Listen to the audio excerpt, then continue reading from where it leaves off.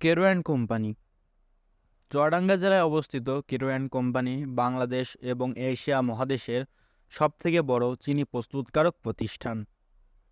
1938 সালে এটি প্রতিষ্ঠা করা হয়। ব্রিটিশ নাগরিক কেরো এর প্রতিষ্ঠা করেন। তার নাম অনুসারেই এর নামকরণ করা হয় কেরো অ্যান্ড কোম্পানি।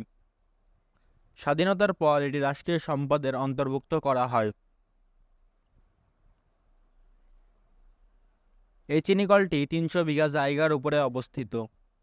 প্রতি বছর প্রায় 1150 মেট্রিক টন পরিমাণ চিনি উৎপন্ন হয় এখানে।